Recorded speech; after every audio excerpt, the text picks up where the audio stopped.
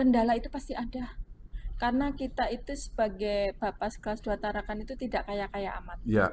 Anggaran itu juga terbatas. Tapi kamu harus bisa bekerja itu dengan cara, bukan dengan alasan. Ya. Kalau kita selalu mendapat kendala terus kita beralasan terus, tidak bisa. Tapi bagaimana kamu mempunyai cara untuk mempunyai solusi bahwa target kinerjamu itu tercapai. Selamat datang di ruang interogasi. Inilah podcast Obsesi. Baik, selamat datang di ruang interogasi. Kepala Bapas kelas 2 Tarakan, Ibu Rita Ribawati. Apa kabar Ibu? Sehat, Alhamdulillah, Agent Rio. Oke, baik. Such an honor bisa menghadirkan Ibu Siap. Kepala hari ini, dan tentunya di sela-sela kesibukan yang luar biasa, Siap. hari ini bisa mampir di studio Tarakan TV. This is our room, gitu ya. Mudah-mudahan ekspektasinya tidak terlalu tinggi, Ibu Kepala. Beginilah kondisinya, tapi yang jelas di ruang interogasi hari ini saya akan sedikit menginterogasi Ibu Kepala, begitu. Tidak perlu kita tegang, gitu Bu ya. Iya. Karena ini akan berbeda dengan ruang interogasi lainnya di luar sana. Hari ini saya akan menginterogasi Ibu Kepala dengan cukup santai, dan juga kita akan banyak berbincang-bincang terkait dengan Bapas. Siap, terima atau Balai Pemasyarakatan ya Bu ya. Kepanjangannya adalah Balai Pemasyarakatan. Baik, Ibu Kepala, sebelum kita ke arah situ, mungkin Ibu bisa cerita dulu bagaimana rekam jejak seorang Rita Ribawati, baik itu dari si pendidikan, karir, dan pada akhirnya diberikan amanah begitu untuk menjadi Kepala Bapas kelas 2 Tarakan. Silakan Ibu. Terima kasih, Agent Rio. Dan suatu kehormatan bagi Bapas kelas 2 Tarakan bisa hadir di ruang ini. Dan saya, Rita Ribawati, sampai dengan S1 saja, sarjana hukum. Dan sebelum di Bapas Tarakan, saya sudah dari Kalimantan Selatan. Oh, Banjarmasin? Siap, Banjarmasin sebagai Kasubdit. Kemudian saya 2 kali menjadi Kalapas perempuan di Kalapas Kendari, Lapas Perempuan kelas 3 Kendari, dan Lapas Perempuan di Nusa Tenggara Timur. Wow. Kemudian saya sudah sampai ke Bangka Belitung, dan akhirnya saya mendapat amanah menjadi Bapas kelas 2 Tarakan. Siap. Baik. Ini berarti sudah mencoloknya udah banyak nih di kota-kota besar begitu. Siap, ya. Sampai pada akhirnya masuknya ke Kalimantan Utara nih. Iya. Di mana notabene ini sebenarnya adalah wilayah yang tidak terlalu besar lah ya kalau di Tarakan begitu. Meskipun secara umum kalau Kaltara kan luas ya Bu ya. Artinya banyak, 4 kabupaten satu kota gitu. Iya. Tapi yang jelas mungkin akan berbeda bagaimana sosial di masyarakat begitu, di kota besar dan juga di daerah tentunya akan berbeda begitu. Ada culture shock kah Bu pada saat menginjakkan kaki pertama kali di kota Tarakan? Ya, karena ketika saya hadir di Bapas kelas 2 Tarakan, kemudian saya men-SWOT kegiatan saya, dan ternyata saya harus melampaui tidak melalui darat, tetapi laut dan udara. Laut dan udara, betul. Itu merupakan pengalaman yang challenging juga Bu ya. Siap. Iya, begitu aja. Baik, jadi memang harus ditempuh dengan perjalanan banyak. Kalau di Kalimantan Utara ini harus lewat sungai, laut, dan lain sebagainya. Belum lagi ombaknya kalau naik speed gitu. Agak kaget juga Bu ya. Berdoa terus gitu, mudah-mudahan selamat sampai di tujuan gitu. Dan akhirnya memang kondisi-kondisi tersebut adalah merupakan resiko pekerjaan dan tugas. Dan setelah itu di Bapas, kemudian ada di dalam Bapas memanage semua SDM yang ada di dalam situ. Baik, Ibu Kepala, ini mungkin juga harus kita edukasi masyarakat di luar sana, pemirsa Obsesi, terkait dengan Bapas. Apa sebenarnya Bapas ini? Mungkin sebagai awam banyak yang mengetahui cuma lapas gitu. Nah, kalau Bapas ini apa sebenarnya Ibu? Boleh dijelasin? Siap, terima kasih Agent Rio. Bahwa Bapas adalah salah satu unit pelaksana teknis di bawah Kementerian Imigrasi dan Pemasyarakatan. Jadi Bapas bekerja ketika ada permintaan dari lapas untuk pembebasan bersyarat. Pembebasan bersyarat? Iya. Jadi sebelum bebas, akhirnya ada apa namanya, pembebasan bersyarat, dibina di Bapas begitu? Siap. Jadi warga binaan itu apabila tervonis atau dijatuhi hukuman 5 tahun dan dia berlaku baik, menurut penilaian dari lapas baik, dia bisa hanya menjalani 2/3 di lapas. Oh gitu. Selebihnya dia akan berintegrasi di masyarakat, tapi dengan sebutan klien pemasyarakatan. Klien pemasyarakatan. Iya, di sana fungsi Bapas lah yang berperan. Bagaimana dia mengassessment, membuat litmas. Litmas itu adalah penelitian kemasyarakatan, dan dia home visit ke rumahnya, melihat kondisi sosialnya, apakah dia layak 2/3 itu ditempatkan di luar lapas.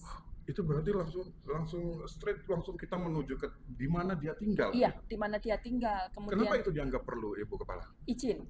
Jadi penting karena ketika 2/3 itu mau dijalani, pihak warga binaan ini akan menyampaikan siapa penjamin saya.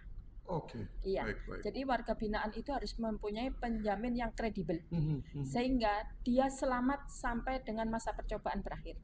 Oke. Iya, karena jadi artinya ada yang menjamin bahwa begitu seseorang ini kembali ke masyarakat, bahwa dia tidak dikucilkan, kemudian dia bisa membaur dengan masyarakat dengan baik begitu. Iya, menghilangkan stigma dia.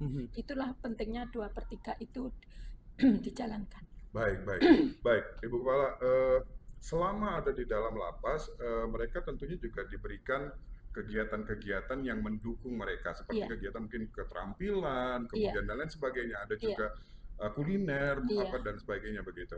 Nah, di Bapas ini kegiatan-kegiatan semacam apa yang diberikan kepada mereka? Apakah ada kegiatan-kegiatan yang mungkin sama dengan yang di lapas? Iya, jadi istilah kami adalah bimbingan pelatihan kemandirian. Pelatihan kemandirian. Iya. Jadi ketika kami asesmen, kami menuju litmas, kami sudah tahu bahwa dia sudah diberikan pelatihan kemandirian, misalnya tata boga di lapas. Nanti warga binaan itu ketika menjalani 2/3 dan menjadi pengawasan dan pembimbingan kami akan kami teruskan. Iya, kami sudah bekerja sama dengan kelompok masyarakat peduli pemasyarakatan yang bergerak di bidang kuliner. Jadi itu yang kami undang untuk melatih warga binaan yang sedang dilakukan pembimbingan di Bapas. Baik, ini luar biasa. Artinya negara care dan peduli terhadap mereka-mereka yang sebenarnya sebagian hak-haknya dicabut, begitu, karena masih dalam kondisi menjalani hukuman begitu. Namun negara ikut peduli dengan memberikan berbagai macam pelatihan dan bekal untuk mereka, karena begitu mereka bebas, mereka harus kembali membaur dengan masyarakat, harus bisa menafkahi dirinya dan keluarganya begitu. Disinilah posisi strategis Bapas untuk mengambil peran itu, bahkan sampai datang kemana si seseorang ini tinggal begitu, untuk memastikan bahwa kondisi pada saat nanti bebas terjamin. Iya, siap. Iya, dan juga Bapas yang tak kalah pentingnya, Ejen Rio, bahwa kami adalah garda terdepan untuk mengurangi overkapasitas. Nah, itu dia ya. Mengurangi overkapasitas dan beban negara di dalam bahan makanan. Iya. Kalau semakin banyak warga binaan yang keluar dengan hak integrasi, pembebasan bersyarat, cuti bersyarat, tentu saja overkapasitas dapat diurai, bahan makanan juga dapat dikurangi. Betul. Ini sudah jadi rahasia umum begitu bahwa banyak sekali lapas-lapas di daerah-daerah, khususnya di Tarakan sendiri itu over capacity. Ya kan, karena tidak hanya dari Tarakan saya rasa, tapi juga dari 4 kabupaten di Kaltara ini, semua teman-teman yang akhirnya haknya harus dicabut itu juga banyak di sana gitu. Dan sebagian besar mohon maaf, izin, kasusnya apa? Jadi untuk Tarakan, jadi kami membawai di Lapas Nunukan dan Lapas Tarakan, dipastikan 80% adalah narkotika. Berarti kita termasuk red zone, atau zona merah begitu di daerah Kaltara ini. Menurut Ibu sendiri, apakah ini dikarenakan begitu banyak jalan tikus, sekarang tadi perbatasan yang akhirnya membuat hilir mudik barang-barang terlarang tersebut menjadi sedemikian mudahnya sehingga akhirnya banyak sekali orang-orang yang terjerat dengan itu. Iya, saya pastikan iya.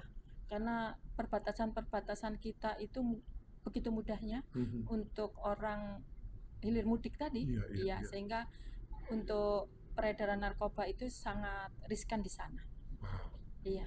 Baik, kita rehat sejenak, ini udah agak-agak nyerempet-nyerempet nih. Ibu, kalau lihat ini sosok Ibu Kepala ini kan Jawani banget gitu. Iya. Ibu besarnya di mana? Kecil dulu di mana, Bu? Saya sekolah besar di Malang. Di Malang? Iya. Di mana, Bu? Di Jawa Timur. Saya dari Karanglo. Dari Karanglo? Iya. Deket sama ini Batu. Iya, mau arah ke Batu. Karangploso, iya. Batu. Kebetulan saya memang kuliahnya juga di sana. Hampir 7 tahun saya menghabiskan waktu di sana. Jadi Malang, ya? bahasa Jawanya juga ya, tapi masih yang kasar-kasar. Kalau sudah yang kromo ya boten saged gitu. Tapi kalau dengar sih ngerti gitu. Baik, jadi Ibu kecilnya di Malang, sekolah SD, SMP, SMA di Malang gitu. Wah, luar biasa. Nggak kebayang pasti pada saat itu Ibu akan mencok di wilayah-wilayah besar di Indonesia keliling gitu. Indonesia tidak terbayang. Oke. Cita-citanya apa, Bu? Waktu itu karena saya backgroundnya dari Auri ya. Jadi kalau saya di sekolah itu selalu saya tulis cita-cita apa? Wanita Angkatan Udara. Wow. Iya. Jadi warrior, perempuan warrior. Iya. Luar biasa. Kok bisa di Auri? Apakah orang tua memang dari Auri? Saya besar di Pringgondani. Pringgondani itu adalah komplek bapak saya. Tentara. Ya, rumah dinas. Jadi memang kecil banyak dihabiskan di asrama tentara begitu. Dan hidup bersama mungkin anak-anak tentara-tentara lainnya begitu yang agak keras ya didikan orang tuanya, pastinya anak kolong gitu ya. Dan yang jelas memang terlihat gitu ya. Saya tadi membayangkan Ibu itu bisa jadi pilot, bisa jadi macam-macam ya. Jadi pokoknya yang warrior gitu, yang perempuan-perempuan tangguh gitu. Memang tidak terbersit waktu itu misalnya jadi pramugari kah misalnya gitu karena Auri gitu, atau hal-hal lain yang menarik gitu waktu kecil. Karena lingkungan kali ya, Ajen Rio. Jadi karena lingkungan, jadi saya itu sudah menetapkan bahwa saya pengen jadi wanita Angkatan Udara gitu. Dan kebetulan masuk di Departemen Kehakiman dan pada suatu saat seragam kami sama. Seragamnya sama ya? Kok tiba-tiba jadi seragamnya sama dengan ada satu momen bahwa seragam kita itu putih biru biasanya kalau Auri. Apa yang kita biru muda, biru tua. Muda, betul. Itu kan punya. Kami pernah di Kementerian Hukum dan HAM itu pernah kami biru muda, biru tua. Yang kemudian dihapus menjadi abu-abu. Jadi abu-abu. Iya. Oke, akhirnya meskipun tidak jadi berkarir di Auri begitu, tapi akhirnya berkarir di tempat lain gitu. Nah, pada saat itu bagaimana perjalanannya hingga akhirnya bisa sampai ke situ gitu? Oh iya, kebetulan saya sarjana hukum. Kemudian orientasi saya akhirnya berubah. Kemudian harusnya jadi lawyer kan, Bu ya? Iya, jadi lawyer ya, Ajen Rio ya. Tapi tidak, kemudian kami mencoba masuk di Departemen Kehakiman. Tapi luar biasa juga sih, nggak semuanya. Ini orang-orang terpilih. Kalau nggak cerdas, terus sergep kalau bahasa Jawa sergep itu luas gitu. Artinya rajin, terus tekun. Nggak mungkin juga bisa masuk di situ. Karena orang pintar banyak. Orang pintar itu banyak, tapi orang-orang pilihan yang masuk di departemen tertentu itu pilihan rasanya. Dan luar biasa tidak ada ordal pada saat itu? Tidak. Wow. Zaman dulu mohon maaf Ibu. Karena saya harus tanya ini karena cukup jadi rahasia umum lah ya. Kalau departemen-departemen yang sulit untuk dimasuki itu biasanya harus paling tidak anak orang kaya, ya kan, punya duit begitu. Mohon maaf sekali lagi ini yang terjadi di sekitar kita, atau paling tidak punya orang dalam gitu. Jadi Ibu dengan gagah berani dan one man show mengandalkan kapasitas pribadi akhirnya bisa lolos. Top. Siap, terima kasih Ajen Rio. Tapi kalau lihat tampilan ya Bu ya, makanya saya bilang tadi banyak hal sebenarnya bisa jadi lawyer nih kayaknya cukup menyita perhatian gitu. pramugari juga bisa gitu ya, karena di Auri dekat-dekat lah dengan itu gitu. Tapi memilih departemen kehakiman, kenapa Bu? Ya, karena di sana waktu itu karena kami masih 11 direktorat, jadi menangani masalah hukum, menangani masalah pemasyarakatan. Iya. Karena waktu saya masuk departemen kehakiman itu masih gabung dengan MA. Oh, oke. Jadi pengadilan masih di bawah departemen kehakiman waktu itu. Iya. Sebelum mereka pisah begitu. Jadi orientasinya di hukum. Baik. Jadi memang daerah-daerah atau apa namanya circle-nya itu memang tentang hukum lah begitu ya. Akhirnya makanya masuk di departemen kehakiman. Baik Ibu, mohon izin kalau saya boleh tanya masa kecil seorang Rita Ribawati, apakah anak yang penurut, cerdas, selalu ranking gitu, akademisnya oke, cemerlang begitu, atau banyak di bawah tekanan karena ya seorang tentara yang kita tahu pasti keras banget pembinaannya untuk apa namanya ngajarin anak-anaknya gitu. Atau seperti apa itu waktu kecil? Siap. Jadi Agent Rio, kami itu hidup di rumah dinas, di komplek TNI AO. Kemudian dari TK, SD, SMP kami ada sekolah di sana. Kemudian kami dilatih, dididik secara kemiliteran, dari mulai baris berbaris dan lain sebagainya. Jadi jiwa kami sudah tertempa. Kemudian kami sekolah di SMA yang harus keluar dari rumah dari komplek itu ya, karena tidak ada SMA. Jadi kami keluar. Nah, disitulah kami bisa survive. Karena dari Singosari ke Malang itu zaman dulu ya harus naik kol, tahu kol? Oh iya. Taksi yang buat sayur-sayur biasanya. Iya. Terus disambung dengan bemo. Oke. Terus dari komplek dinas kami ke Singosari itu perjalanannya 30 menit. Harus jalan kaki. Karena zaman dulu tentara itu ya kehidupannya seperti itu ya. Iya, di bawah ya susah lah begitu. Akhirnya disitulah menempa kami gitu. Akhirnya sampai dengan kuliah dan di departemen kehakiman. Kuliahnya di Malang juga? Iya. Kuliahnya di Malang? Bukan, kuliah saya di Kalimantan Tengah. Di Kalimantan Tengah waktu itu? Iya. Jadi begitu lulus SMA langsung ke Kalimantan Tengah. Iya. Meninggalkan kota Malang yang begitu memorial ya. Sampai detik ini pun saya masih merasakan bagaimana hangatnya tinggal di sana gitu.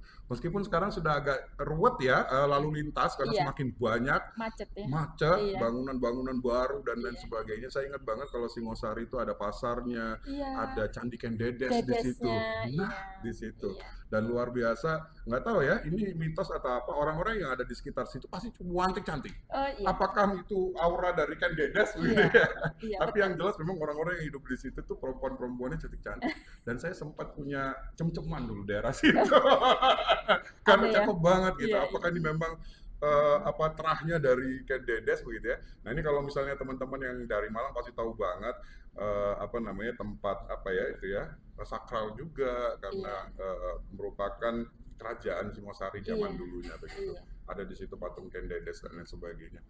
Jadi kembali lagi kita mengenang masa-masa di Malang. Baik, Ibu, kita cerita lagi masalah karir seorang Rita Ribawati. Di Bapas ini tentunya bukan semudah itu ya. Artinya menjadi seorang leader, apalagi untuk hal yang berbau hukum begitu. Ini kan bukan sesuatu yang gampang gitu. Perlu mental yang kuat dan tough gitu untuk bisa menghadapi berbagai macam karakter manusia, apalagi ini manusia yang mohon maaf sedang terjerat dengan hukum begitu. Bagaimana Ibu menerapkan kepemimpinan seorang kepala Bapas begitu kepada oknum-oknum yang seperti ini begitu? Siap. Jadi saya tidak bekerja sendiri, Agent Rio, bahwa saya mempunyai pembimbing kemasyarakatan yang berhadapan langsung dengan mereka. Betapa sulitnya PK ini, pembimbing kemasyarakatan ini untuk mengelola. Iya, betul. Iya. Saya bisa merasakan kewajiban itu. Dia yang utama itu adalah wajib lapor. Bahwa seorang warga binaan yang sedang berintegrasi mendapat pembebasan bersyarat, salah satu tugasnya itu adalah wajib lapor. Dari mulai bebas itu seminggu sekali, 2 minggu sekali, 3 minggu sekali, kemudian sebulan sekali. Dan itu harus Karena saat ini tanggung jawab dari Bapas kelas 2 Tarakan itu sekitar 1.400 orang yang tersebar di 4 kabupaten 1 kota dan harus dipelihara. Supaya tetap 1.400. Tidak mengulangi tadi, tidak residivis, dan itu tugas terberat PK, pembimbing kemasyarakatan. Jadi saya tidak muluk-muluk dulu. Pelihara dulu 1.400 ini. Sehingga tidak ada pencabutan PB. Kalau pencabutan PB, kemudian dia masuk lagi, merah buat kita, merah buat kinerjamu, saya bilang gitu. Ya, meskipun memang si yang sangkanya hukumannya bisa ditambah lagi begitu jadi yang dia di luar selama 1 tahun atau mau habis masa percobaannya tidak berguna lagi. Sudah dia hilang begitu saja. Dia harus menambah pidana baru, kemudian hak-haknya dicabut, tidak bisa lagi dapat dalam 2 tahun pertama, tidak bisa lagi diusulkan dan tidak dapat pengurangan hukuman remisi. Dan sekali lagi ini berarti nggak suksesnya Bapas dalam hal ini untuk melakukan pekerjaannya gitu ya. Jadi gampang-gampang susah juga ya Bu ya, karena sekali lagi kita tidak bilang bahwa manusianya yang jahat begitu, tapi mungkin ada keterlibatan lingkungannya, banyak hal gitu yang menjadi tuntutan begitu. Terus kemudian mungkin masalah ekonomi dan lain sebagainya, ini tentunya juga banyak pendekatan-pendekatan yang perlu dilakukan begitu, tidak hanya dengan ketegasan. Saya yakin dan percaya di balik Ibu yang Kemayu ini begitu ada ketegasan di dalam situ, tapi nggak bisa kita lakukan itu gitu. Ada pendekatan-pendekatan secara apa ya, lebih enak lah gitu ya, lebih cantik begitu supaya tidak menjudge si tersangka ini gitu. Baik, Ibu, tentunya juga wajib lapor ini juga berlaku untuk mereka-mereka yang ada di luar Tarakan. Nah itu kalau misalnya mereka ternyata sampai berapa bulan tidak melapor bagaimana? Izin. Jadi kami kemarin saya sudah melakukan pengawasan di Kabupaten Nunukan. Kemudian saya bekerja sama dengan, karena narkotika yang utamanya ya. Saya sudah bekerja sama menjalin PKS begitu dengan BNNK. Kemudian itu upaya-upaya saya. Kemudian saya mengikuti para PK. Kenapa sih kok sulitnya pengawasan ini? Kemudian saya ikuti. Kemudian saya. Ibu langsung turun lapangan? Iya. Kemudian PK-nya juga melakukan dialog kepada penjamin-penjamin untuk ikut turut bertanggung jawab. Iya. Ini karena demi mereka juga kan ya sebenarnya. Iya. Kemudian nanti kami rencanakan ke KTT, kemudian ke Tanjung Selor. Itu memang kita harus terjun langsung sendiri juga sebagai role model ya, bahwa saya tahu tugasmu berat. Baik. Apa hal yang membuat Ibu bisa marah besar dengan tupoksi yang begitu sulitnya begitu? Apa yang bisa membuat Ibu sampai marah gitu dengan dengan suatu kondisi lah? Saya menyampaikan kekecewaan misalnya ketika kalau pembimbingan kita panggil dia datang. Tapi bagi saya target kinerja di pengawasan lah yang penting bagi Bapas. Jadi saya akan menyampaikan kekecewaan kalau misalnya satu PK itu bisa pegang 80-90 klien. Wow. Dan itu harus dipelihara. Banyak banget Ibu. Iya, karena kami hanya mempunyai PK itu 13 orang. Artinya belum ideal jumlahnya. Iya, sangat belum ideal. Kemudian satu orang PK itu bayangkan Ajen Rio harus 90 orang, 70 orang. Saya menerapkan kamu harus bisa memelihara mereka ini. Tidak boleh menjadi residivis, tidak boleh terlibat kasus lain sehingga dia gagal PB, dicabut PB. Nah itu, kalau mereka itu yang membuat saya marah misalnya, kenapa tidak dilakukan misalnya cara-cara yang lebih persuasif ya, kemudian ataukah ditelepon, ataukah bagaimana, ataukah sampaikan ke saya, gitu. Supaya bisa dicarikan solusi bersama-sama begitu. Jangan sampai terus tiba-tiba Ibu izin ada pencabutan, Ibu izin, nah saya tidak suka seperti itu. Artinya tidak profesional. Dan itu juga melaporkannya juga deg-degan juga nih harus menghadapi Ibu kepala. Aduh, ngomong nggak ya gitu. Tapi sudah terjadi, mau nggak mau harus ngomong gitu karena jalur koordinasi begitu atau kita tahu dari stakeholder lain. Nah, itu lebih bahaya lagi. Ini kliennya udah masuk loh di tempat aku gitu. Nah, gitu kok saya belum terintro. Itu yang memicu. Ayo bahaya. Ini orang-orang yang kalem begini kalau marah luar binasa pokoknya. Apalagi beliau adalah warrior gitu ya. Ya di balik kelembutannya jangan sangka gitu ya, orang-orang yang seperti ini biasanya marahnya juga luar biasa begitu. Siap, siap. Meskipun ngomongnya enak tapi wow rasanya begitu ya Bu ya. Iya. Dan ini karakter-karakter semacam ini kan mau tidak mau harus ada di dalam jiwa kepemimpinan seorang leader gitu. Iya. Di satu sisi mungkin harus lemah lembut begitu ya, ngayomi anak-anak buah gitu. Tapi juga di satu sisi ada mental bagaimana membuat pekerjaan atau jalur koordinasi dan komunikasi menjadi lebih bagus begitu, dan itu dibutuhkan ketegasan di Siap, dalamnya. iya. Kadang-kadang kalau marahin staff gitu atau anak buah apa nyesel nggak sih Bu gitu? Kadang-kadang aduh saya ngamuin sampai segitu lagi gitu. Iya. Iya, jadi izin Agent Rio, saya selalu, ya itu ya, selalu bilang, tadi saya marah karena kita harus profesional, harus berintegritas, gitu. Tapi saya juga minta maaf ke kamu, gitu. Tetapi tujuan saya marah itu adalah untuk peningkatan kualitas kinerjamu. Saya tidak ada tendensi apa-apa. Selalu saya bilang begitu. Selalu saya bilang gitu. Tapi rasanya nyelekit banget itu kayaknya, aduh, sudah Iya. deh, saya harus pindah kemana gitu ke Arizona aja deh. Daripada harus berhadapan dengan pimpinan Iya. yang ngomongin sudah malam, kamu sudah tak ayomi, sudah tak Iya. penuhi hak dan hak-hakmu gitu. Tapi Iya. ternyata kamu melakukan, rasanya sakit banget itu. Tapi ya mau gimana? Tapi karena memang kesalahan kita gitu kan, Siap, ya mau tidak mau harus diterima ya Bu ya. Tapi mudah-mudahan anak-anak ngerti ya.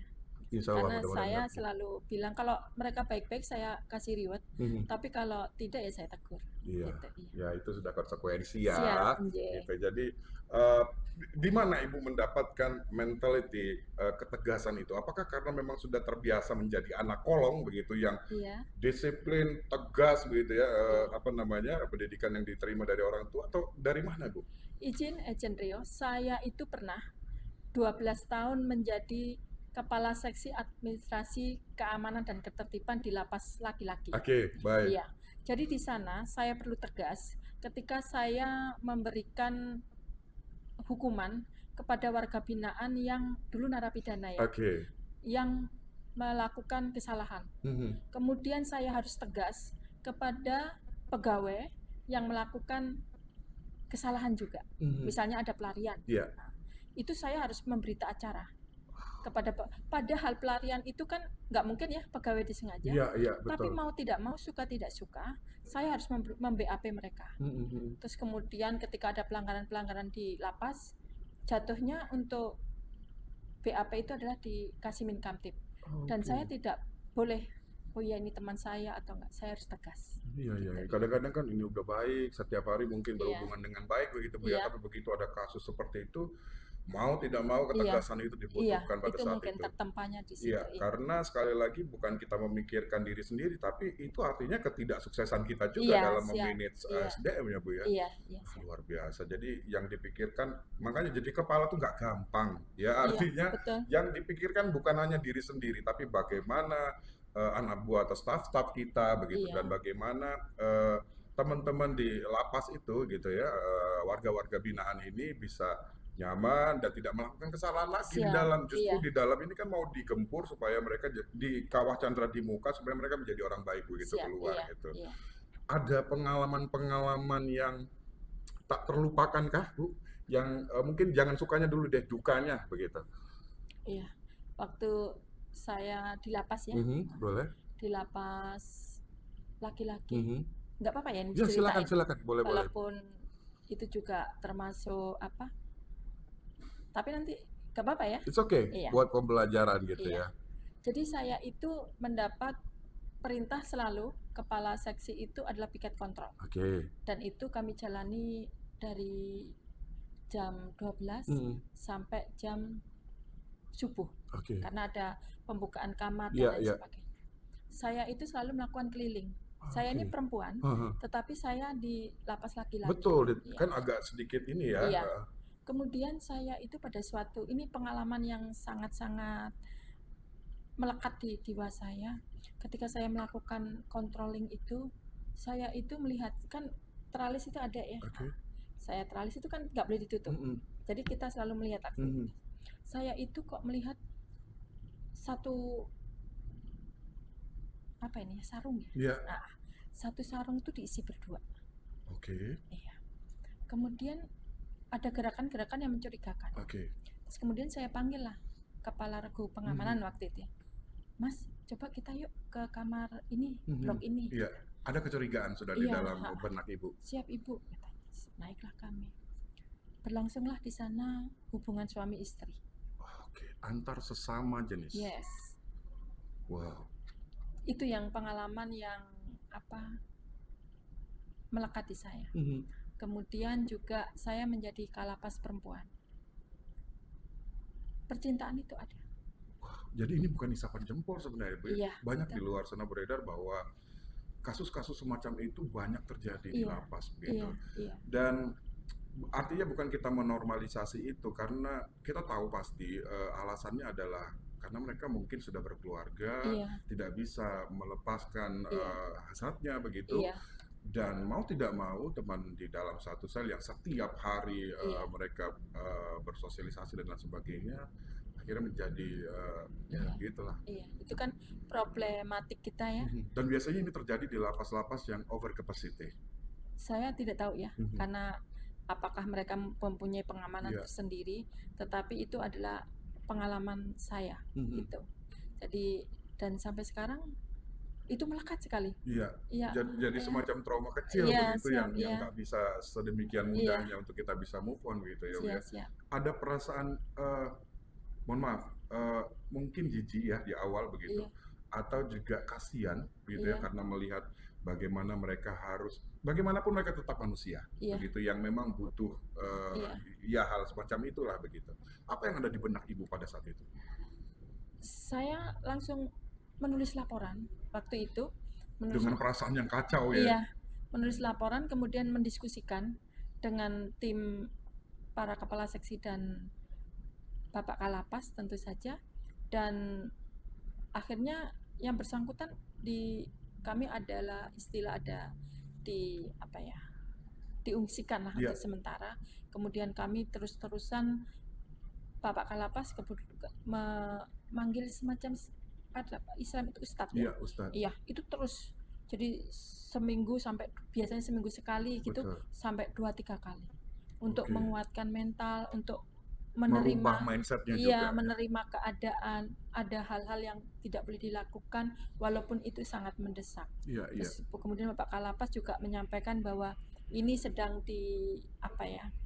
dipikirkan oleh negara untuk kalian. Itu saja penguatannya. Penguatan jadi terus digelontor oleh ilmu agama ya. Dan rasanya juga lapas saat ini sudah menyediakan bilik cinta. Buat mereka-mereka yang sudah berkeluarga, mungkin istrinya besuk, dan sekali lagi mereka tetap manusia yang butuh, apalagi yang sudah berkeluarga, butuh melampiaskan hasrat dan lain sebagainya. Ada bilik cinta, bilik khusus begitu di penjara. Saya nggak tahu ini benar apa tidak, tapi saya pernah baca artikel itu, dan saya rasanya menyetujui, sepakat dengan hal itu, karena bagaimanapun kita harus mengurangi hal-hal seperti itu terjadi kembali begitu. Kalau bilik cinta sampai sekarang baru wacana. Baru wacana ya? Belum ada terrealisasi di lapas seluruh Indonesia. Lapas rutan seluruh Indonesia. Tapi saya rasa Ibu pasti sepakat dengan itu, dengan kebijakan itu. Bagaimana menurut opini Ibu lah secara pribadi?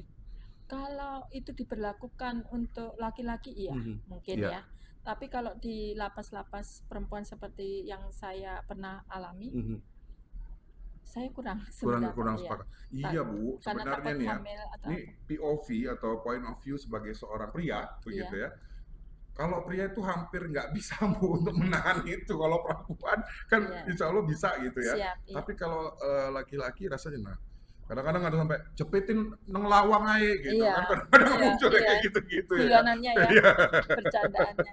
Iya. Tapi ini saya rasa juga pertimbangan-pertimbangan ini juga sudah diperhitungkan dengan matang begitu ya, atau nanti kita lihatlah bagaimana hasilnya. Yang pasti negara punya alasan khusus begitu kenapa itu harus dilakukan, kenapa ini dan itulah begitu. Yang jelas sekali lagi mereka tetap manusia sama seperti kita yang bebas dan merdeka di luar lapas. Tadi saya juga tertarik waktu Ibu di lapas juga pernah ada pelarian. Iya. Wah, ini bahaya banget. Ini berarti apa ya, safety-nya lapas kita di Indonesia ini belum begitu sesuai standar berarti, Bu?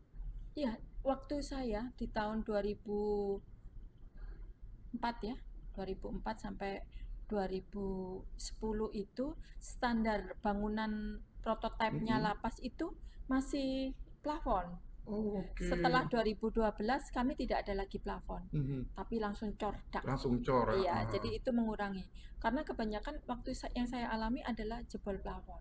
Jebol plafon. Iya, kadang kerendahan ini tembok keliling, yang tidak sesuai standar sehingga bisa dirusak lah, katakanlah begitu ya. Itu yang saya alami waktu itu. Ada jebol plafon, kemudian melalui tembok keliling itu.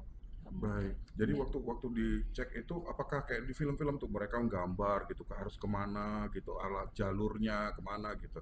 Tertangkap kembali kan yang lepas itu? Iya, tertangkap. Akhirnya tertangkap kembali. Pastinya di BAP juga kan kembali itu ya? Dan gimana mereka menjelaskan itu? Jadi waktu itu dia sudah merencanakan, mungkin keteledoran dari kami juga ya, karena waktu itu satu blok itu hanya 2 orang. Oke. Iya, kami tidak ya bukan alasan ya, tapi kekurangan dari SDM itu memang kembali lagi belum ideal jumlahnya pada saat itu. Iya, kadang-kadang kami kontrolnya juga kurang intensif ya. Betul. Jadi akhirnya terjadilah semacam itu. Iya, jadi memang semua sudah direncanakan. Kalau nggak direncanakan nggak mungkin. Betul. Jadi dia tahu, oh ini bapak, ini piketnya ini sudah dipelajari betul. Sudah dipelajari jam segini, keliling-keliling. Ibu Rita itu biasanya keluar jam segini nih, gitu. Kadang-kadang seperti itu ya. Iya, sudah dipelajari kami. Iya. Dan ini dan itu lagi, manusia loh. Iya. Betul, yang kita jaga adalah manusia. Yang dijaga adalah manusia yang tentunya juga kadang-kadang mereka tuh cerdas loh Bu ya. Ya artinya cuman salah jalan aja gitu. Kalau mungkin dimanfaatkan untuk hal-hal lainnya mungkin jauh lebih bermanfaat ya kan. Kadang-kadang mereka tidak menyadari itu. Sekali lagi memang banyak person-person yang tidak menyadari apa ya kemampuan mereka, compatibilities mereka lah, artinya keahlian-keahlian mungkin yang mereka miliki yang akhirnya jadi tersesat lah akhirnya begitu dan mesti mendekam di Hotel Prodio bilang orang. Siap, ya dulu ya Hotel Prodio. Kalau sekarang sudah jarang orang tahu gitu. Saya yakin yang muda-muda gitu apaan sih gitu. Baik, Ibu. Sekali lagi, Bapas ini kan artinya menjadi perpanjangan tangan ya dari negara untuk bisa bagaimana caranya membuat para warga binaan yang sudah mendapatkan pembebasan bersyarat ini menjadi sekali lagi manusia yang jauh lebih baik begitu. Dan artinya tinggal menghitung hari misalnya mereka akan bebas begitu. Bapas mengambil peran itu untuk bisa membuat mereka merasa berarti pada saat mereka nanti kembali terjun ke masyarakat. Dan ini tidak semudah itu. Saya yakin dan percaya mungkin banyak warga binaan yang akhirnya harus mengulangi kejahatannya atau bahkan mungkin kasus yang lain dan akhirnya jadi residivis. Itu pasti menyedihkan buat Bapas. Gimana Bu? Jadi saya selalu memberikan penguatan. Kita jangan menyerah. Misalnya ada perkataan, aduh Bu saya sudah begini begitu. Tidak. Tapi bagaimana metode kita selalu kita perbaiki. Karena Bapas itu adalah warga binaan yang ada di luar. Kalau lapas warga binaannya di dalam. Betul. Bagaimana Bapas ini warga binaannya yang ada di luar, kemudian yang kita sebut klien ya, klien pemasyarakatan, kemudian kehidupannya terjamin, sadar, wajib lapornya oke, terus kemudian kita melakukan pengawasan. Kalau kita gagalnya kenapa? Gitu. Kalau gagalnya kita kurang optimal, sayang dong, negara menggaji kalian. Betul. Ya.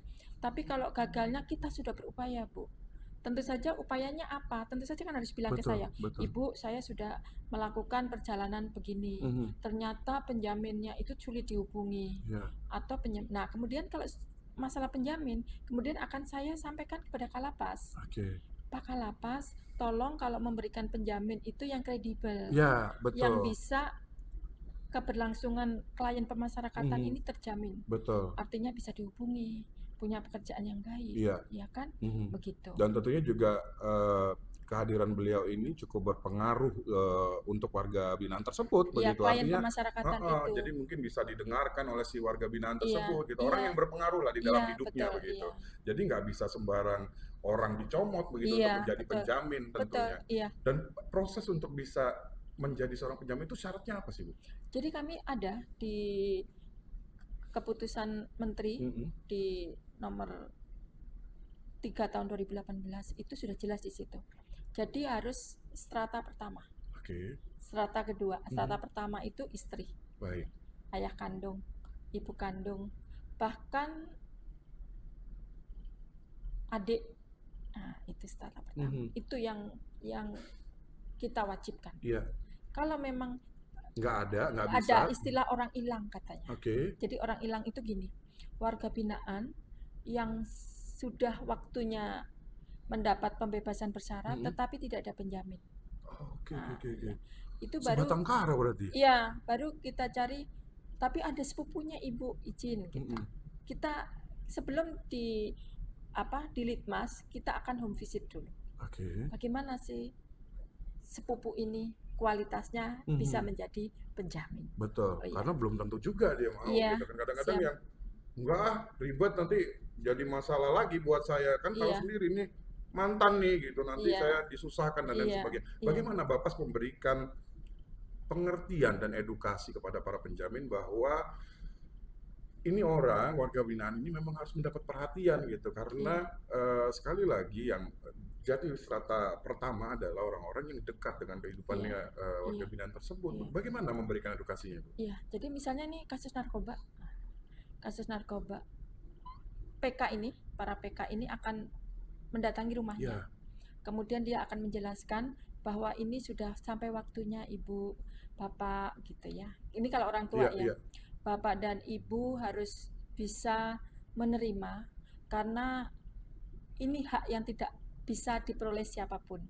Artinya 2/3 sudah bisa bebas.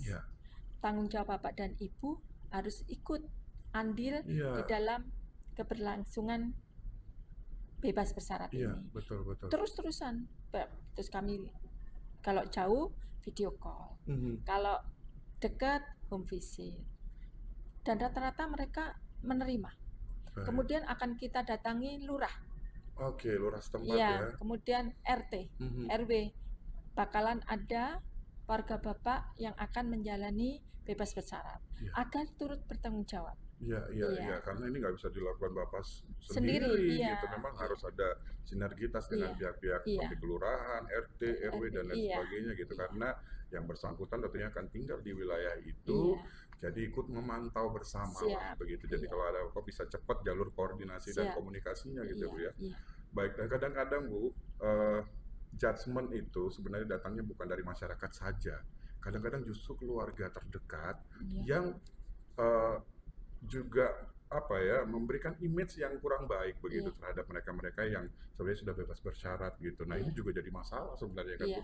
Jadi memang tidak boleh patah semangat gitu, terus melakukan edukasi kepada keluarga terdekat dari si warga binaan yang sudah bebas bersyarat ini supaya menjadikan mereka mengongke gitu, artinya memanusiakan dia kembali begitu supaya masyarakat di sekitar juga melihatnya juga enak gitu. Ini kadang-kadang masyarakat kan menerima aja, tapi keluarganya justru tidak mensupport itu gitu.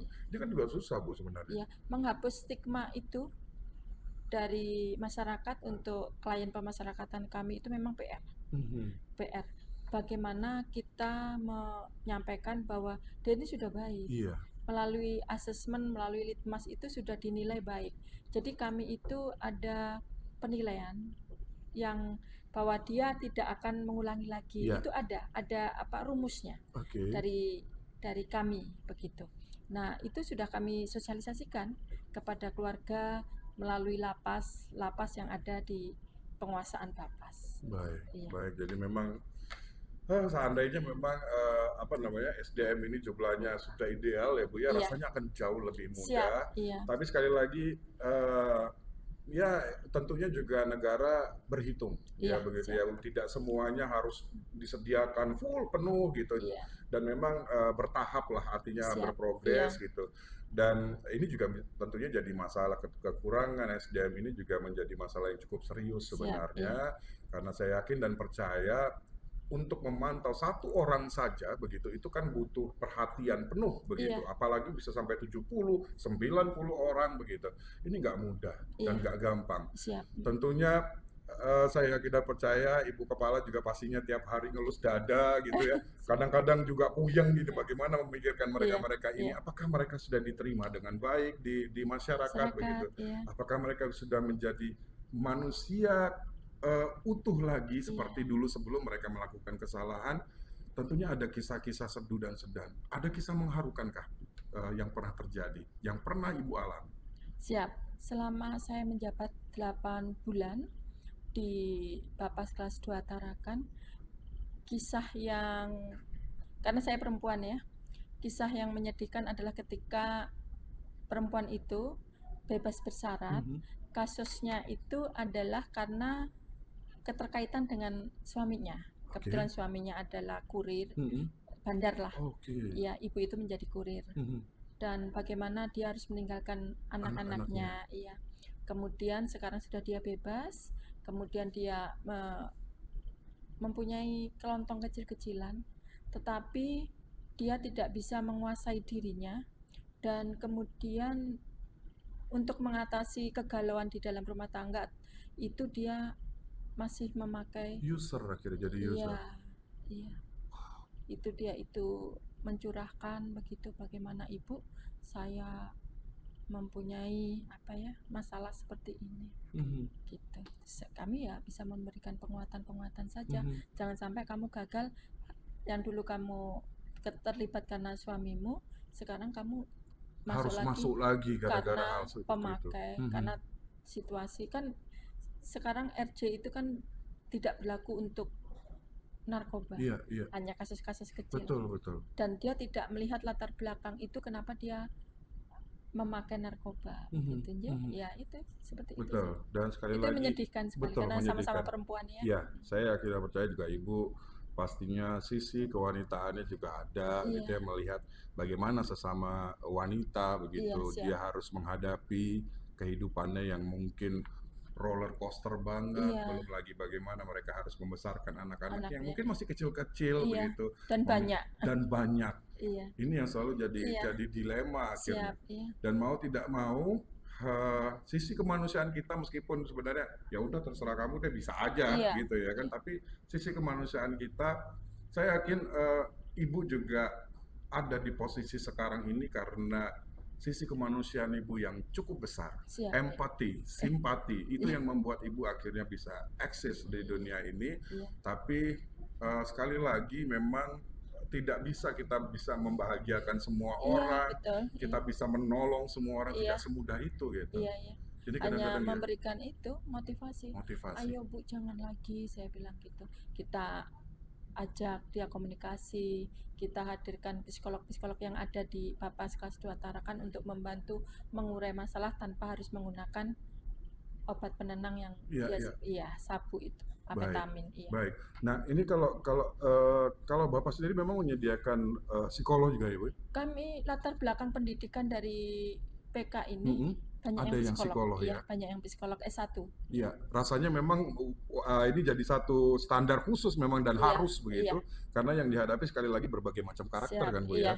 Bagaimana kita bisa menyelami perasaannya gitu, itu gak gampang, gak bisa dilakukan oleh orang-orang dengan disiplin ilmu yang lain begitu. Jadi ya memang harus seorang psikolog. Psikiater adakah Bu? Psikiater belum ada. Belum ada ya. Dan rasanya juga perlu ya Bu? Belum, ya. Makanya kami bekerja sama dengan Pokmas Lipas yang menyediakan psikiater untuk menjaring. Jadi kami itu juga punya anak-anak yang umur di bawah 18 tahun tetapi sudah melakukan hubungan intim. Baik. Itu juga butuh psikiater. Kenapa anak-anak ini seperti ini? Kan kadang-kadang kalau zaman kita dulu hanya sebatas bolos, Iya, merokok, iya, ya kan? betul. Teman-teman saya Mungkin ada lagi, yang minum-minum lah iya, begitu-gitu ya. tapi tidak hubungan Iya, seks, sampai sejauh itu begitu. iya. Tapi di Tarakan ini 7 orang, 6 orangnya di bawah pembinaan Bapas itu adalah hubungan seks. Iya, dan ini anak-anak cowok-cowok yang Anak-anak cowok, di bawah iya. 18. Dan itu perempuannya kan melihat kasus ya, Iya, perempuannya itu suka loh, oke. bukan pemerkosaan loh. Jadi bisa Tapi yang dihukum kan hanya yang laki-lakinya. laki-laki, betul. Dan perempuannya bagaimana? Stres banget pasti, Bu. Pasti kita harus datangin juga. Karena di dalam kasus yang disampaikan oleh para PK, hasil litmasnya itu, perempuannya itu sukarela. Oke. Iya. Berarti kan sakit dua-duanya nih. Iya, betul. Tapi yang tidak tertangani adalah yang perempuan. Dia sudah memasukkan nih 6 orang nih. Apakah dia juga melakukan hubungan seks lagi dengan orang lain? Iya. Nah, itu. Bisa jadi ya, Bu. Iya. Jadi yang korban itu yang sekarang ini. Apakah anak-anak ini korban atau bagaimana? Nah, itu perlu diskusi Wow, sebenarnya. Iya. wow, saya menangkap sesuatu tuh Bu dari situ. Jadi Ibu Rita ini memang the real leader ya. Artinya sebagai seorang wanita biasanya kan mendukung sesama perempuan begitu. Tapi Ibu melihat dari sisi lain begitu. Luar biasa. Jadi yang tidak disalahkan cowok-cowoknya bukan disalahkan begitu saja, tapi juga melihat bagaimana si perempuan ini gitu. Jadi tidak melulu hanya membela si perempuannya saja begitu. Kalau mereka suka sama suka mungkin bisa jadi begitu ya. Dan ini harus dilihat bagaimana apakah dia setelah itu tidak melakukan lagi begitu. Iya, dengan temannya lagi. Iya. Bisa jadi. Karena semua asesmen hasil dari para PK ini adalah berbentuk litmas. Penelitian kemasyarakatan itu ada tulisan. Tulisan itu bagaimana kronologinya, bagaimana latar belakangnya. Ketika ini adalah sisi lain Bapas ketika melakukan pendampingan. Pendampingan itu adalah pendampingan anak berhadapan dengan hukum. Ya, anak berhadapan dengan hukum, betul. Jadi dia itu PK ini dari pra adjudikasi, mulai hukuman, dari mulai dia tahanan dan lain sebagainya, dia sudah mendampingi. Dari mulai polsek itu sudah mendampingi. Kalau anak sesuai Undang-Undang 11 tahun 2012. Kemudian di pos adjudikasi itu ketika dia sudah divonis, ya kan? Kemudian pasca yang sekarang ini yang ada di kami. Nah, anak-anak yang 6 orang ini semua laporan dari yang saya baca litmasnya oleh para PK ini ketika melakukan pendampingan adalah unsurnya tidak ada pemerkosaan. Suka sama suka. Artinya ketika ada yang sudah ibunya mau bertanggung jawab, tetapi ada keluarganya yang tetap melaporkan. Tidak terima lah. Perempuannya. Padahal itu suka sama suka. Artinya berarti yang perlu diedukasi adalah perempuan ini juga, bahwa jangan mudah mau begitu. Ketika ini anak-anak sudah dihukum, kan anak-anak ini dihukum sudah 1 tahun, 2 tahun di lapas, baru diserahkan ke kami. Ketika dendanya tidak bisa dibayar, kan tetap harus diganti kurungan. Nah, diserahkan ke kami. Berapa lama biasanya kurungannya? 3 bulan. Sekitar 3 bulan. Iya, 3 bulan 4 bulan ada di kami. Itu rasanya ya kalau sudah di dalam 3 bulan itu luar biasa, kayak bertahun-tahun dong. 3 bulan 4 bulan itu di saya. Tapi sudah 1 tahun 2 tahun sudah di lapas. Artinya dia sudah mendapat pelajaran-pelajaran yang lain lagi. Ini yang kita takutkan ya Bu ya. Kontaminasi dan lain sebagainya yang menyerang mereka secara psikologis tentunya juga bisa terjadi begitu. Belum lagi melihat mungkin sesuatu seperti yang Ibu lihat waktu itu kan apalagi tidak semuanya, biasanya anak-anak ini adalah anak-anak dengan latar belakang yang nakal, berandal dan lain sebagainya. Biasanya mereka sekali lagi mungkin hilaf begitu, dan mungkin juga karena pacarannya kebablasan dan lain sebagainya. Agak serem ya Bu ya anak-anak sekarang. Kita dulu pegangan tangan aja mesti gemeter dulu gitu kan. Nah, sekarang anak-anak itu sudah luar biasa, tapi ya inilah memang zaman di mana orang Jawa bilang ini zaman edan begitu, karena anak-anak tidak seperti kita dulu waktu kecil yang begitu menjaga aturan, norma dan lain sebagainya begitu. Dunia sudah berubah begitu. Dan tentunya teman-teman di lapas, di Bapas juga punya PR yang semakin bertumpuk-tumpuk gitu. Tidak hanya menghadapi orang-orang dewasa, tapi juga kita bisa sebut mereka anak-anak meskipun usianya sudah di atas 17 gitu. Apakah kita punya lapas yang khusus buat anak, Bu? Ada. Jadi lapas khusus anak itu adanya di Tenggarong. Kalimantan Timur punya satu lapas anak namanya LPKA, Lembaga Pembinaan Khusus Anak, dan LPP, Lembaga Pemasyarakatan Perempuan. Baik. Tarakan belum ada. Dan untuk mencapai ke sana jauh. Iya, Bu. Terus memisahkan dengan keluarga juga bukan manusiawi. Betul. Ya, anak-anak masih butuh orang tuanya. Jadi itu PR di Kota Tarakan. Berarti ini Kalimantan Utara ya. Kalimantan kami ini sudah Kalimantan Utara, tetapi kementeriannya masih Kalimantan Timur. Jadi gitu. Kanwil di kami belum ada. Jadi kami ini masih laporan dan lain sebagainya di Kalimantan Timur, kantor wilayah Direktorat Jenderal Pemasyarakatan Kalimantan Timur. Jadi kami masih di bawah kendali Kalimantan Timur. Dan itu membutuhkan jarak yang jauh. Betul, dan prosesnya juga cukup lama pastinya. Terus kemudian memisahkan mereka dengan orang tua juga nggak bisa. Iya kan? Betul. Memang Kalimantan Utara ini sudah butuh LPP, sudah butuh LPKA. Iya. Wow. Iya, banyak PR. Banyak PR dan kayaknya kalau kita ngobrol gitu Bu ya, banyak hal-hal yang tidak terduga gitu ya. Dan tapi biasanya mereka juga melakukan kriminalitas dalam tanda kutip adalah dengan dorongan berbagai hal, ya. Dan ya kita tidak membenarkan apapun yang mereka lakukan, tapi kadang-kadang sekali lagi sisi kemanusiaan kita melihat bagaimana kasus-kasus yang ada di lapas begitu luar biasa begitu. Sebenarnya kadang-kadang ada perempuan yang mohon maaf membunuh dan lain sebagainya begitu. Ini kan juga sebenarnya butuh banyak pihak untuk bisa mengurai semua ini gitu. Dan seolah-olah jadi Bapak ketumpuan gitu hal-hal yang seperti ini ya kan. Dan ini memang butuh apa namanya energi yang banyak gitu ya. Bukan hanya energi bagaimana bisa melakukan pekerjaan, tapi juga mentally yang harus melihat ini sebagai suatu tanggung jawab bersama gitu. Wow. Bu, Ibu pernah nggak sih sampai puyeng gitu, aduh saya nyesel juga nih ada di apa namanya bidang ini gitu. Pernah nggak terbersit begitu, saking mungkin menumpuknya begitu, apa yang Ibu pikirkan dan harus bagaimana gitu. Pernah nggak sih? Enggak, kebetulan tidak pernah. Karena saya yakin ketika masalah saya hadapi, saya merenung pasti ada solusi. Ketika saya menghadapi bagaimana banyaknya klien pemasyarakatan yang menjadi pengawasan saya, kemudian minimalnya PK yang menjadi tanggung jawab mereka, kemudian saya sowan ke Bapak Wali Kota. Kemudian saya menceritakan, Bapak izin ini Tarakan 600 orang loh yang menjadi tanggung jawab kita semua.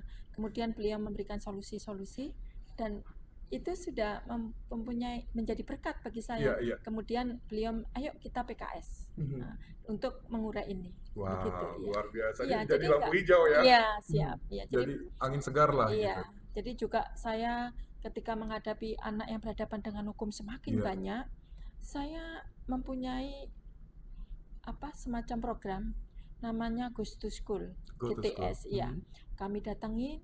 Kami lapor ke Bapak Wali Kota, kemudian kami ke Polres, ke Kejari, ke PN. Ayo Bu, kita jalan-jalan, nanti GTS saya hadir. Wah, luar biasa. Karena anak-anak perlu diedukasi juga ya. Mungkin apa ini HP ya? Itu juga salah satu yang mempengaruhi, menginfluence mereka untuk melakukan berbagai hal begitu. Makanya pantauan, pengawasan dari orang tua ini memang luar biasa, harus memang jadi standar utama gitu. Dan ini juga pentingnya kenapa leader-leader di bidang ini harus perempuan, karena bagaimana mereka negosiasi gitu ya, bagaimana berkomunikasi gitu ya, karena perempuan-perempuan ini kan paling jago nih kalau sudah saya yakin itu juga keberhasilan Bapak Tarakan saat ini karena di bawah kepemimpinan Ibu Rita yang luas begitu bagaimana berkomunikasi begitu, belum lagi lihat tampilannya kayak titisan Ken Dedes gitu ya. Jadi meleleh semuanya Bu, gitu. Luar biasa. Jadi tentunya pendekatan-pendekatan sinergitas dengan berbagai bidang tentunya terus akan dilakukan untuk bukan hanya untuk Bapak, tapi untuk seluruh masyarakat Kaltara. Saya yakin dan percaya itulah tujuannya begitu. Wah, luar biasa. Ibu, kalau keluarga sendiri gimana Bu? Dukungan dan support terhadap Ibu nih? Terima kasih. Dari sejak awal saya itu mengikuti suami. Suami saya itu dulu di Departemen Transmigrasi, kemudian dilebur oleh zamannya Presiden Gus Dur, kemudian menjadi pegawai Pemda. Kemudian pada tahun 2011 saya sudah mulai mendapat SK untuk keliling gitu ya. Pertama di Kalimantan Selatan, dan kebetulan anak-anak saya 3 orang. Dan sudah besar-besar semua. Jadi dari awal 2011 itu yang kecil itu sudah kuliah semester pertama. Saat ini? Waktu itu, 2011. Jadi artinya saya sudah tidak punya beban untuk anak-anak yang kecil-kecil. Yang bagaimana banget gitu enggak lah ya. Begitu saya start untuk mendapat SK pindah-pindah ke ke seluruh Indonesia, daerah-daerah kan? Saya sudah tidak mempunyai beban yang terlalu besar, betul. Karena anak saya kuliah di Jogja, sudah ngekos sendiri, sudah mandiri. Yang kedua, yang pertama dan kedua kebetulan waktu itu 2011 sudah kerja. Jadi sejak 2011 sampai sekarang saya hanya berdua dengan suami. Dan pacaran lagi kayak zaman dulu. Dan mendukung dia. Dia sangat mendukung ya. Dan ikut saya kemana saja. Dan saat ini juga di Tarakan ikut juga. Wow, ini kalau suami-suami yang kayak gini nih, yang selalu menemani di mana ratunya berada, disitulah dia juga akan berada. Nah ini kebetulan Bapak jadi apa? Kenarok atau Anusapati? Kenarok lah ya. Jangan Kenarok. Jangan ya, nanti karena dibunuh ya sama Anusapati berarti. Dia membunuh. Iya. Membunuh Tunggul Ametung. Nah, Tunggul Ametung yang dibunuh betul. Iya. Tahu banget Ibu. Sebagai orang-orang yang mengidolakan Malang, Jawa Timur ya Bu ya. Baik, artinya support sudah Ibu dapatkan dan saat ini tinggal bagaimana Ibu menyelesaikan amanah. Tanggung jawab sebagai Kepala Bapas Tarakan. Dan saya yakin bagaimana Ibu memanage semua teman-teman yang ada di Bapas juga harus tahu karakter masing-masing. Dan tentunya cara berkomunikasinya juga akan berbeda gitu. Dan banyak juga pasti yang luluh dengan kecantikan seorang Ken Dedes begitu ya. Tapi hati-hati gitu, jangan berbuat yang macam-macam. Nanti bisa keluar nih macannya gitu. Bagaimana Ibu membina teman-teman kita di Bapas? Seperti apa komunikasi, cara atau style komunikasi yang Ibu lakukan kepada teman-teman di Bapas untuk menyemangati mereka, memotivasi mereka, karena banyak teman-teman yang di lapangan yang tadi sampai harus menangani 70-90 orang itu kan nggak gampang gitu, dan mereka bukan robot gitu, yang kadang-kadang juga agak mengeluh-mengeluh, curhat-curhat mungkin ke Ibu Kepala. Gimana Bu? Saya selalu bilang ke teman-teman, kendala itu pasti ada. Karena kita itu sebagai Bapas kelas 2 Tarakan itu tidak kaya-kaya amat. Anggaran itu juga terbatas. Tapi kamu harus bisa bekerja itu dengan cara, bukan dengan alasan. Kalau kita selalu mendapat kendala terus kita beralasan terus, tidak bisa. Tapi bagaimana kamu mempunyai cara untuk mempunyai solusi bahwa target kinerjamu itu tercapai. Iya, saya selalu begitu. Kalau kita sudah kaya, sudah punya apa-apa, kemudian kinerja kita berhasil, itu biasa. Tapi bagaimana kita dalam kekurangan, dalam keterbatasan, dalam kemiskinan, tetapi kita mampu mencapai hasil yang bagus di kinerja. Itu baru namanya petugas pemasyarakatan. Kalau kita ngeluh aja ya semua orang bisa. Saya bilang gitu. Tapi sambil bercanda. Kemudian kalau saya menyampaikan pendapat-pendapat saya atau teguran-teguran saya kepada teman-teman, saya jarang panggil berdua. Jadi saya diapel begitu. Jadi supaya tidak 2 kali. Jadi semuanya bisa tahu. Jadi saya sebut aja namanya, misalnya, Bapak mohon izin ya ditingkatkan kinerjanya. Kemudian solusi saya ini. Jadi semua teman udah tahu, oh Ibu maunya seperti ini. Karena saya sudah bilang ke teman-teman saya, cobalah berpikir seperti yang ada di depan. Saya kan sering di depan tuh, ya. Jangan berpikir orientasi ke diri. Kalau saya berpikir sudah untuk Bapas. Baik. Kalau kalian masih skup mana sih yang merugikan saya. Capek sih saya, gitu kan. Semua juga capek. Iya. Apalagi saya mau menggantikan posisi saya yang lebih capek ini. Karena mikir itu jauh lebih besar daripada energi yang kita ambil. Revolusioner. Nah, itu dia kata-kata yang tepat, revolusioner.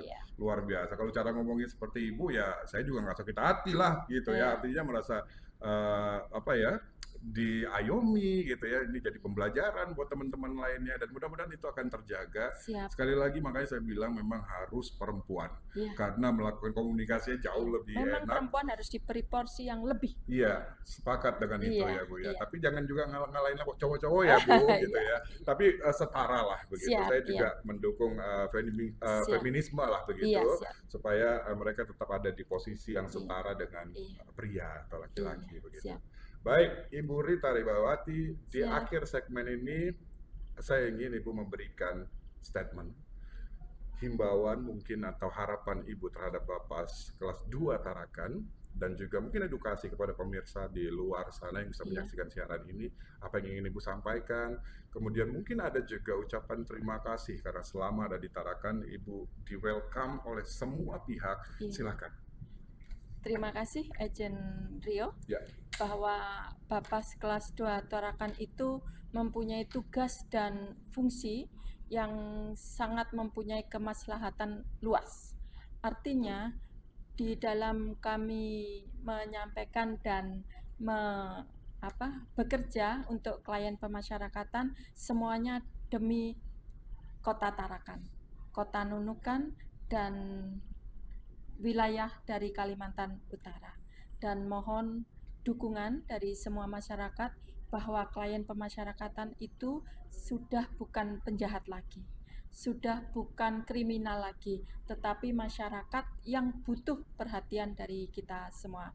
Dan saya mengucapkan terima kasih kepada stakeholder kami, Pokmas Lipas yang sudah mendukung Bapas kelas 2 Tarakan dalam bekinerja untuk menaikkan performa dari klien pemasyarakatan.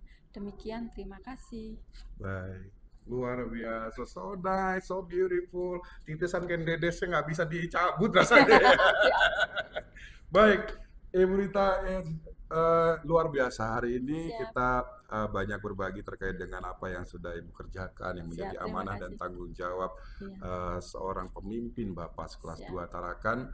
Mudah-mudahan obrolan kita yang singkat ini bisa menjadi inspirasi, pembelajaran kepada semua pihak bahwa kadang-kadang gitu ya, kejahatan itu tidak disengaja, gitu, mungkin hilaf dan lain sebagainya. Meskipun sekali lagi kita harus disclaimer bahwa kita tidak membenarkan perbuatannya.